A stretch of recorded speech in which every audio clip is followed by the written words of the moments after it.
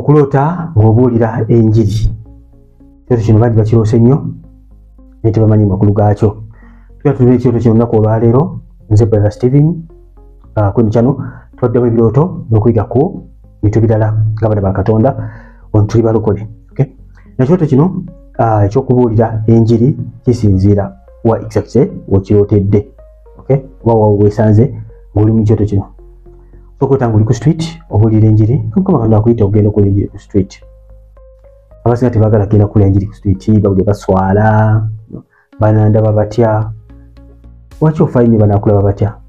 Lwaki ofaayo nnyo ku bantu abatafaayo gy'oli? Mukama waffe omulungi yeebazibwe. No one cares about you. Katonda yekka y'afaayo gy'oli. So don't mind about other people. Wituba ku bintu bya Katonda. Tofaayo. Banandaba batya nga ndi ku online nga mbuulira enjiri. Don't even mind about people. Bw'onaakula ojja kugenda okulaba nga abantu balowooza nti bafaayo. No one even cared. Ate wakola mulimu ng'otuke maaso ga Katonda mugamba oti. So tanga oli ku street obuulira enjiri, ebiseera ebisinga Mukama Katonda bakuyita agenda kubuulira enjiri ku street. So saba Katonda oba wetaaga omuzindala agukuwe, ate akuwe n'amaanyi n'obusobozi okuba nkola omulimu ogwo. Omuntu embuzi w'enjiri asinga yaddayira ekitinga, yamanya ebyennyanja gibiri, yamanya ekibyera gye kiri, yakwata ku mitima gy'abantu yabakyusa, batukozesa bukozesa. So tobeeraliikirira, oyinza okulaba nga tomala naye bw'oba ng'olina omwoyo mutukuvu, manya mukwano gwawe olina omwoyo mutukuvu complete. Number 2, osobola okulota ekyoto kino ekyokulota ng'obuulira abantu enjiri, osobola obuulira family members bo. Mukama Katonda ng'akulaga nti abantu okuwetaaga okubanga obabuulira enjiri. So mu kyoto kino kikulu nnyo okuba ng'otegeera baani obadde obuulira enjiri. Omulimu ogusinga ddala okuba ogw'omuwendo mu nsi eno Mukama gw'ayagala weera mirimu gyonna abantu tulina gye bakola gwe mulimu gw'okubuulira enjiri. Bayibuli egamba omuntu omu bw'alokoka eri Katonda ne yeenenya n'asala okukwatira Yesu, obeera embaga nene mu ggulu ey'omwonoonyi omu asaze okukyuka. Eri embaga mu ggulu ekolebwa ng'oguze emmotoka, ofumbiddwa, byonna by'okola bikole. Naye omuntu omu bw'akyuka n'afuna obulamu obutaggwaawo n'ayingira obwakabaka bwa Katonda, wabeerawo embaga nene nnyo mu ggulu, kisanyusa nnyo Katonda. So kitegeeza nti tewali mulimu mulala gwonna gusinga mulimu gwa kubuulira njiri. Weewaawo Mukama yeebazibwe.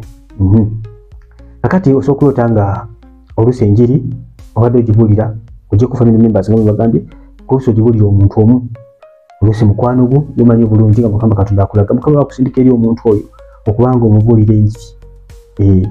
Omuntu abayita okuba nga buli kyamu ate Mukama bakusindika okugenda okubuulira omuntu enjiri, toddanga mu kweringalinga kubanga omuntu otomanyi biddako, twayinza okufa, ayinza okuba nga ye under attack n'atema n'agenda mu geyeeni, omusajja Mukama n'agwalira ku mutwe gwo.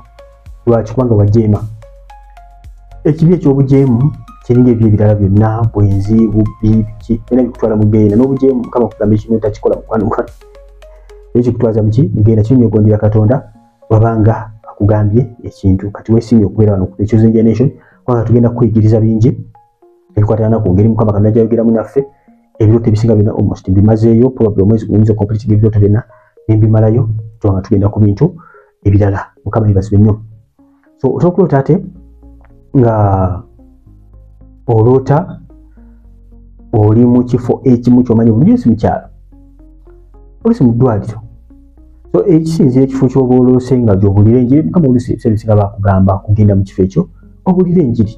So otanga obuulira enjiri ng'oli mu makomero obuulira enjiri, ate mu kubuulira enjiri sometimes oyinza okulota ng'obuulira enjiri osabira abantu. Mukama Katonda bakulaga nti bagenda kukukozesa nga ne mu kyoto osabira abantu nga bawona, ng'obadde obuulira enjiri osabira abantu nga bawona. Mukama Katonda bakulaga nti agenda kukukozesa okuba ng'asumulula abantu. Mukama waffe omulungi yeebazibwe. Kyaki nnyo ogondera eddoboozi lya Katonda n'oba ng'okola omulimu gwe, buuza omwoyo mutukuvu, yongera okuba ng'omwebuuzaako ng'ejjo ogenda okuba ng'okolamu omulimu guno, okuba Mukama Katonda yasimba abaweereza, yaba position nga balina okukola era yamanyi bye balina okubeera na ddi. Mukama waffe omulungi yeebazibwe nnyo. Ate oluusi osobola okulota nga gwe babuulira enjiri, omuntu akubuulira enjiri, oluusi nga musumba akubuulira enjiri. Ebiseera ebisinga Mukama Katonda bagamba genda wansi w'omuntu oyo, waliwo byetaaga okuba nga mukwano gwange akuyigiriza. Osobola okubuuza Mukama, musumba wange kole ntya? Mukama nakulaga omuntu ng'abuulira enjiri. Ati ebiseera ebisinga nga bagikubuulira, Mukama Katonda bakusindise eri omuntu oyo akuyambe oba abeeko kyazimba mu bulamu bwo. Kikulu nnyo mukwano gwange okuba ng'otegeera amakulu g'ebirooto. Osobola okulota nga oli ku church pulpit, ku kanisa, ng'obuulira enjiri olinga gwe musumba. Singa Mukama Katonda nzo bakuyita mu ministry okubuulira mu kigambo ngera bwerabye ng'obuulira enjiri abantu. Singa abalute ebiroto nga binene mwenyooma mukamba ate nze naabulira nti ekigambo naakola ntya weerabawo nga bwe weeraba ne Katonda alina kati gwenda mwakola ki mwakulabira era yakuleeta ku nsi eno ng'alina omulamwa lwaki yakola ki yakuleeta ku nsi eno. Kati kiba gy'oli oba Mukama Katonda alina kyakola nga kinene okuzimba capacity okutandika okukola ekintu ekyo oba okudda okwenyooma obwenyoomi n'otabaako kyokola netukamaaso Katonda tewakola mulimu gwe lwaki oddamu kwenyooma bwenyoomi. Mukama akulaga ekituuka kinene ng'olaba tonaba kutuuka capacity eyo. Mukama takulaga by'otuuse kukola byokka. Mukama asobola n'okukulaga ky'onaabeera nga wakalokoka tonaba kubitegeera bulungi lwaki kubanga Mukama Katonda aba yakuyita okuba nga omulimu gw'olina okuba nga okukolera kati kigwanidde okuba nga otambula mu layini eyo. So ebintu Mukama bitulaga nga tetugenda kubisobola naye Mukama Katonda ye bw'abeera naffe tuba tugenda kubisobola. So kola paati yo Mukama Katonda naye akole ye. Tulina okutegeera omwana wa Katonda oba nali kyogeddeko Mukama talikola paati yo. Eva waliwo paati gy'osasula. Eva waliwo omusalaba gw'olina okwetikka omugoberere buli lunaku tagenda kubanga agwetikka. Gwe agenda gukwetikkirako ng'ogukutte n'ogutwala mu maaso ge by'otasobola n'asobola okuba nga abikolera. Otakwata musalaba gw'okumugoberera. Kakati mukwano gwange otanga oli ku kituuti oba mu kanisa ng'obuulira enjiri kabayinza bakuyita ministry ey'ekigambo. Naye ebintu byonna ebikwatagana ku buweereza oddayo n'obuuza Mukama tova buviwa. Olina obuuza Mukama yaganya okola omulimu gwe ajja kubeeranga akulungamya tayinza kukuleka bulesi kubeera nga we kulembera oba ng'oli bya subscribinga ku channel eno. So tuba tuddamu ebirooto nga bulabe tuli mukola wano n'okuyigiriza ku topics endala mukwano gwange. So subscribinga kuona kale selectinga all. Oselectinga all kitegeeza buli minute kawulite video ojja kuba notification kubeere mukwabo abasooka okujja wano nga tadde video ku YouTube.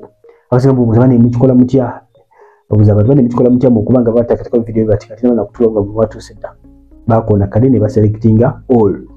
Wanga subscribinzi ddayo okebere ebyo basubscribingamu olaba nga selectinga all oselectinge all. So ekyoto kino nga generally kitambulirako okubuulira enjiri ekyoto ky'okuba nga olota okupreachinga eri abantu naye n'okuba nga otunuulira kyonna bwe kiba kikoze eki bwe kiba kifaananye ewamu. Giri obadde ogibulira wamu mu kyalo obadde ogibulira family yo obadde ogibulira church members obadde obulira mukwano gwo omuntu sekinoomu balwadde malwaliro street bonna oba obulidde enjiri eyo Mukama wanayinza bakulaga ekifo ekyo in particular okuba nga obuuliramu enjiri. Birooto ki ebiraga okuyitibwa ojja kuba nga okona wano waggulu. Yes birooto ebiraga okuyitibwa otegeere ebyo Mukama Katonda byakozesa nga tuyita. Kale mbeere bulungi mwera Wasigale Plus TV.